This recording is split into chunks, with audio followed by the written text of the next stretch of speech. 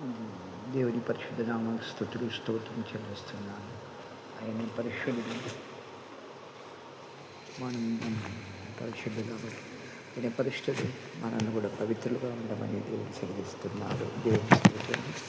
పరిశుద్ధుడు పరిశుద్ధుడు పరిశుద్ధ దూతలతో కొనియాడబడుతున్న దేవుడు. మనం అపవిత్రమైన పేదలు వారము. అగ్ని తాకిన రీతిగా ఆయన మనం తాకి మన పాపము దోషములన్నీ కడిగిన దేవుడు, మంచి దేవుడిగా మనకున్నందుకు వందనాలు. ఆయన మహాదేవుడు. హల్లెలూయా. దేవుని స్తోత్రం. దేవుని యొక్క కృప ద్వారా మనం రక్షింపబడినాము. మన మంచిని ఏది లేదు. హల్లెలూయా. మన మంచితనం లేదండి. దేవుని స్తోత్రం. మనం ఏమై ఉన్నామో ఆయన కృప ద్వారానే ఉన్నాం. దేవుని స్తోత్రం కలుగునుగాక. ప్రభు వాగ్దానములన్నీ నమ్మదగినవే. నీ పాపదోషములు నా పాపదోషములు కడిగిన దేవునికి వేలాది వందనాలు చెల్లిస్తూ, మరి దేవుడు మనతో మాట్లాడాలని మనం ప్రార్థన చేసుకోవాలి. ప్రార్థన చేస్తున్నాను. దేవుని స్తోత్రం. పరలోకమందున మహారాజా, నీ పాదాలకు స్తోత్రం. మమ్మల్ని కడిగి పవిత్రపరిచి పరిశుద్ధపరిచి మీరు ఆకడకు మమ్మల్ని సిద్ధపరచండి అయ్యా. అంటే మీరే మాకు సమస్తమై ఉన్నారు కాబట్టి ప్రభా తండ్రి, ఈ వాక్యం ద్వారా నాతోనూ మాతోనూ మాట్లాడమని యేసునామములో తగ్గించుకుని వచ్చున్నాను తండ్రి. మరి యొక్క యేసయ్య రాజా, మరి యొక్క సమయం ఇచ్చినావు రాజా నా తండ్రి. ఈ సమయాన్ని నేను దుర్వినియోగం చేసుకోకుండా తండ్రి, నీ చిత్త ప్రకారంగా ఏది కూడా చేసినో నీ చిత్త ప్రకారం చేయటకు దాయిచ్చేయండి. సమయమందో ప్రార్థించుకున్నాను తండ్రి. నాయన నీ నామమును గణపరచుటకు ఇచ్చిన యొక్క గొప్ప అవకాశం బట్టి స్తోత్రులయ్యా తండ్రి. నీ ప్రేమను మాకు కనపరిచి మీరు మాతో మాట్లాడి నువ్వు మహిమ పొందుకోమని యేసునామములో చున్నాము తండ్రి. ఆమేన్. దేవుని నామం స్తోత్రులు. హల్లెలూయా.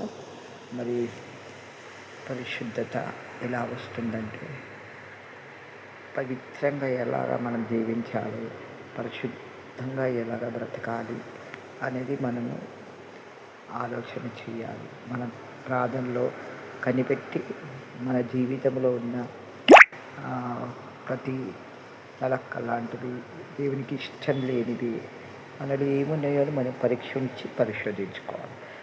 మన జీవితాలు మనం కట్టుకోవాలి. మనం ఇతరులను చూడకూడదు. ఇతరులు ఏ విధంగా నడుస్తున్నారు, బలాలు నడుస్తలేరా, మనం అలా నడవాలి. ఇంకో విషయం ఏంటంటే, సేవకులతో పోల్చుకుంటారు. ఆ సేవకుడు, ఈ సేవకుడు, మరి ఆ సేవకుడు ఇలాగ జీవిస్తున్నారు, మనం కూడా అలాగే జీవించాలి అని చాలామంది వారి యొక్క వేషధారణ, అంటే వాళ్ళ బట్టలు, వాళ్ళ వస్త్రధారణ చూసి, క్షమించాలి, వస్త్రధారణను చూసి వారి వస్త్రధారణను బట్టి మనము వాళ్ళగా ఉన్నారు కదా, మనం కూడా అలాగ ఉండాలనుకోండి. అది చాలా తప్పండి. దేవుని స్తోత్రులు. దేవుని వాక్యం ఎంత చూస్తుందంటే, తగుమాత్రం వస్త్రములు, అలాగే తగుమాత్రం వస్త్రధారణ మనకు ఉండాలి. మితముగా మనము మాట్లాడాలి. హల్లెలూయా. దేవునితో ఎక్కువ మాట్లాడటం వలన, చాలా మాట్లాడటం వలన ఏమవుతుందంటే, విరివిగా ఎడదిగగా మాట్లాడుతుంటారు కొందరు. గరగరగరగర కొందరు త్వరగా మాట్లాడుతూనే ఉంటారు.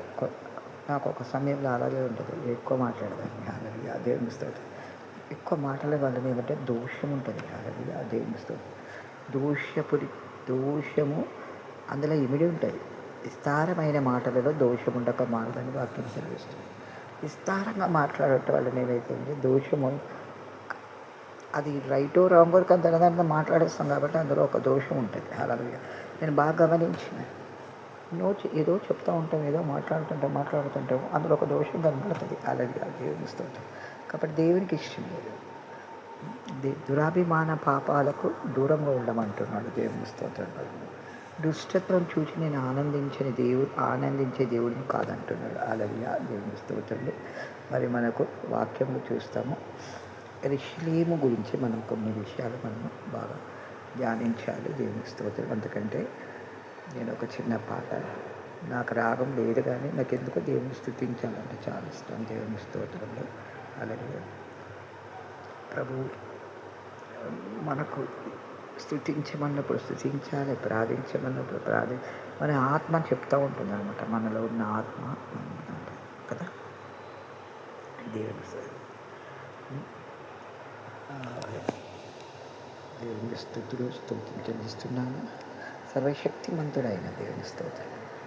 పాపులమైన మనల్ని కరుణించిన దేవుడు కాబట్టి కల్వార్లో కార్చని విలువైన రక్తం, ఆ రక్తాన్ని మనం ఎల్లప్పుడూ జ్ఞాపకం చేసుకోవాలి. మనకు చిందించిన రక్తము మనం ధ్యానించి దీవించాలి. హల్లెలూయా. దేవుని స్తోత్రం. యెరూషలేము అంటే ఎవరు? మనమే. దేవుని స్తోత్రంలో విశ్వాస జీవితం చేస్తూ మనము పరిశుద్ధంగా బ్రతకచ్చు. మన మారు మనసు పొందుకొని ఉన్న మనము రక్షణ వస్త్రం ధరించుకున్న మనము, మళ్ళీ రెండవదిగా మనము నీతి అనే వస్త్రం ధరించుకున్నాము బాప్తిసం ద్వారా. మూడవదిగా పరిశుద్ధాత్మకు మనం చాలా మట్టుకు ఇంపార్టెన్స్ ఇవ్వాలి. అలాగే హల్లెలూయా. ఎందుకంటే అభిషేకము చాలా విలువైంది. హల్లెలూయా. దేవుని స్తోత్రం కలిగినగాక. మనము యెరూషలేముగా మార్చబడ్డాము కాబట్టి మనము ఆ కాలంలో మన పాత నిబంధనల కాలంలో యెరూషలేము వైపు చూసి ప్రార్థించుకుంది. అంటే యెరూషలేము మందిరాలు యెరూషలేము వైపు వెళ్ళి ఉన్నారు, యెరూషలేము వైపు చూసి ప్రార్థించారు. అంటే ఇక్కడ తూర్పు పడమర ఉంటాయి కదా, ఈస్ట్ వెస్ట్ నార్త్ సౌత్, అలా తూర్పు దిక్కున ఆ యొక్క యెరూషలేము వైపు చూస్తూ మరి ప్రార్థన చేశాడు. దేవుని స్తోత్రం. కానీ ఇప్పుడైతే మనము యెరూషలేముగా మార్చబడ్డాం. హల్లెలూయా. యెరూషలేములో ఏముంటాయి? దేవుని స్తోత్రం. యెరూషలేము అనే స్థలము కొందరు భక్తులు వారు చూసి వచ్చారు కదా, కొందరు చూసినారు, పరలోకం వెళ్ళి ఉన్నారు. బంగారు వీధులు ఉంటాయట. హల్లెలూయా. ఇక్కడ బంగారం ధరించుకుంటాం. హల్లెలూయా. దేవుని స్తోత్రం. బంగారం కొనుక్కుంటాం మనం. విలువైనది బంగారం అనేది విలువైంది అని అది కొంటే మన దగ్గర ఉండదంటే మనం ఆస్తిపరులుగా ఏడ్చుకుంటారు. ఒక్కొక్కరి దగ్గర 10 కిలోలు ఉంటుంది, 30 కిలో ఉంటుంది, 40 కిలో ఉంటుంది. కొందరు ఎంతనో కొనుక్కుంటూనే ఉంటారు. కానీ ఇక్కడ ఏమంటున్నాడు దేవుడు? యెరూషలేము మీద బంగారు వీధులలో మనం దొరుకుతామంటున్నాడు. ఇవేంటి అవి ఒట్టివి అనమాట. హల్లెలూయా. ఇక్కడ మనం అంతా విడిచిపెట్టి వెళ్ళాల్సింది. హల్లెలూయా. దేవుని స్తోత్రం. యెరూషలేములో మనం ఉన్నాం కదా, యెరూషలేముగా మార్చబడి ఉన్నాం. దేవుని స్తోత్రంలో అది ఎలాంటిదంట? అందులో ఏముంటుందంట? యెరూషలేములో ఏముంటాయి? బంగారు వీధులు ఉంటాయి. దేవుని స్తోత్రం కలండి. పరిశుద్ధనామ స్తోత్రంలో మరి నీ జీవితము నీవు కట్టుకుంటున్నావా లేదా అని పరీక్షించుకోవాలి. నువ్వు కట్టుకుంటున్నావా? నీ జీవితాన్ని కట్టుకుంటున్నావా? ఎలా కట్టుకోవాలి? ప్రార్థన ద్వారా కట్టుకోవాలి. ఆత్మ అభిషేకంతో నింపబడి కట్టుకోవాలా. వాక్యంలో లీనమై వాక్యం చదువుచు వాక్యం మనం ఒకసారి చదవలేకపోతాం. నేను కూడా కొన్నిసార్లు పర్యాయం అంటే ఈ ఒక అడ్డుగా వచ్చేస్తుంది సైతం. వాక్యం చదవనీయకుండా అడ్డుపడుతుంటారు. కానీ వాక్యం చదవాలా, ప్రార్థన చేసుకోవాలా. ఇందులో ఏముండాలా? యెరూషలేముకి వెళ్ళాలనుకుంటే అది వారి క్యారెక్టర్ ఎలా ఉండాలంటే ప్రార్థన లైఫ్ ఉండాలి, వాక్యం అనే లైఫ్ ఉండాలి, పరిశుద్ధాత్మ అభిషేకంతో నింపబడాలి. హల్లెలూయా. అభిషేకంలో మనం నింపబడినప్పుడు ఆ యొక్క అనుభవమే వేరే. హల్లెలూయా. దేవుని స్తోత్రం. అభిషేకం ద్వారా నీవు ఏ విధంగా వస్తావంటే అనుభవంలోనికి వస్తావు. గ్రోత్ అనమాట. స్పిరిచువల్ గ్రోత్ ఉంటుంది. స్పిరిచువల్ గ్రోత్ అవసరం. అనుభవంలోనికి ఎలా వస్తావంటే దేవునితోని మనకు ఎక్కువ ఆత్మలో నింపబడుతున్నప్పుడు మనము భాషలతో మాట్లాడుతున్నప్పుడు దేవునికి మనకు సన్నిహిత సంబంధం ఉంటుంది. ఒక దినం భాషలో మాట్లాడుకుంటే అభిషేకింపబడిన వారు వాళ్ళు ఏముండదో అనుభవంలోనికి వెళ్ళలేకపోతారు. హల్లెలూయా! ఎలాంటి అనుభవం అంటే అందులో విశ్రాంతి, నెమ్మది ఉంటుంది. అభిషేకంలో విశ్రాంతి ఉంటుంది, నెమ్మది ఉంటుందంట, సంతోషం ఉంటుందంట, సమాధానం ఉంటుందంట. హల్లెలూయా! దేవుని స్తోత్రం. నాకు అనారోగ్యతలు వచ్చినప్పుడు నేను పరిగెత్తను డాక్టర్ల దగ్గర. దేవుని స్తోత్రం కలుగుతుంది. ఎప్పుడైతే నేను అనారోగ్యత వచ్చిందనుకోండి, నేను అభిషేకంలో నింపబడతాననుకోండి, నా బలహీనతలన్నీ వెళ్ళిపోతాయి. ఓ ట్యాబ్లెట్ వేసుకుంటాను కదా.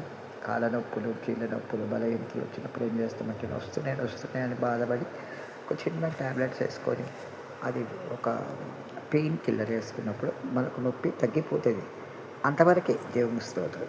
ఎప్పుడైతే నువ్వు అభిషేకంలో ప్రార్థించి అన్య భాషలతో మాట్లాడుతూ ఒక తెలుగు మాట మాట్లాడదు, ఒక ఇంగ్లీష్ ఉంటే నీకు ఇంగ్లీష్ మాట, మరాఠీ వాళ్ళు ఉంటే మరాఠీ కాదు, ఇంకే లాంగ్వేజ్ ఉన్నా కానీ ఏ లాంగ్వేజ్ కాదు, నువ్వు భాషలతోనే ఆరాధన చేయాలి.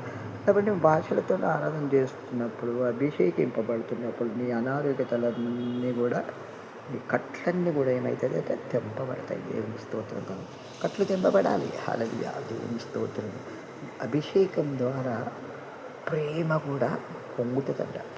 ప్రేమ పొంగుతుంది. హల్లెలూయా! మన శత్రువులను కూడా ప్రేమించే మనసు మనకు వస్తుంది. ఒకవేళ అభిషేకం లేకపోతే సనుగుడు ఉంటుంది, లేపబడకపోతే సనుగుడు ఉంటుంది, సంశయం ఉంటుంది, కలవరం ఉంటుంది, బలహీనం ఉంటుంది, శక్తిహీనత ఉంటుంది. హల్లెలూయా! దేవుని స్తోత్రం.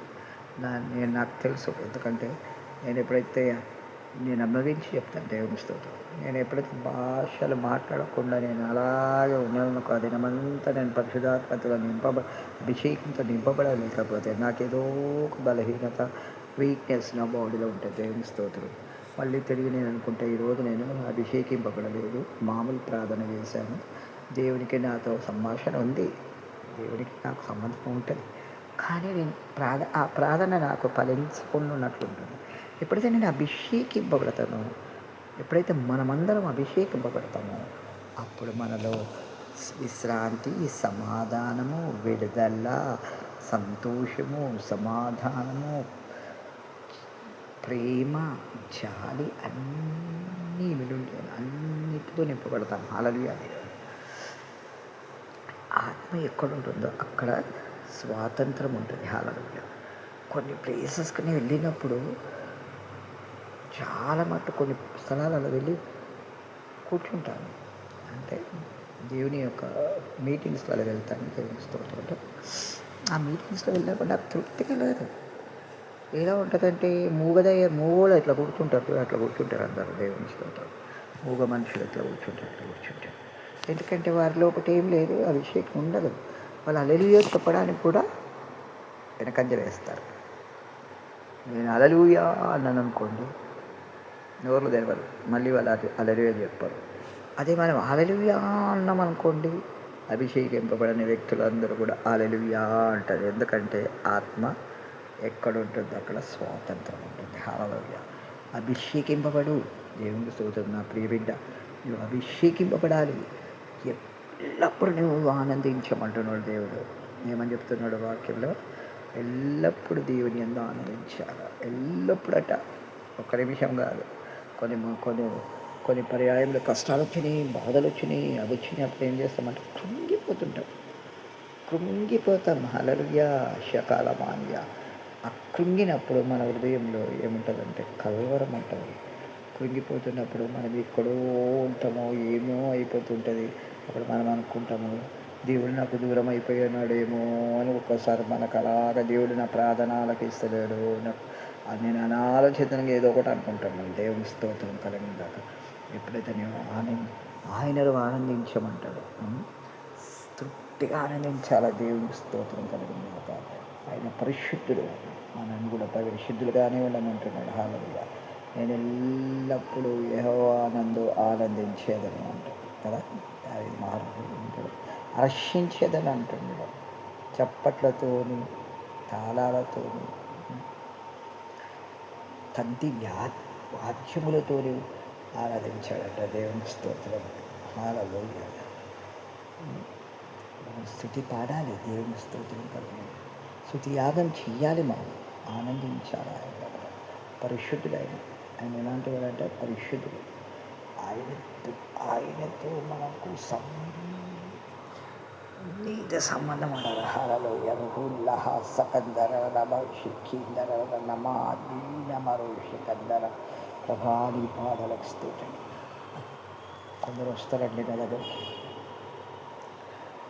అంటే కొన్ని దుఃఖం కలిగే విషయాలు మనకు